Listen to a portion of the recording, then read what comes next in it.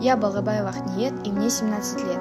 Я студентка первого курса Карагандинского индустриального университета, и я приехала в Темиртау из другого города. Хотя я еще не была тут долго, но мне очень сильно понравилось город Темиртау.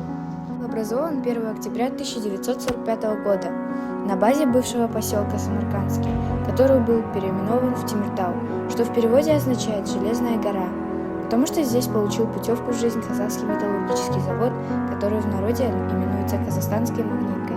А еще в городе Темиртау Карагандинской области открыт историко-культурный центр первого президента, начавший свою работу в 2011 году.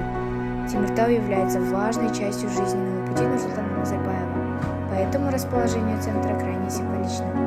Основная его тематика направлена на знакомство с личностью президента, его деятельностью и неоценимым вкладом в развитие Республики Казахстан.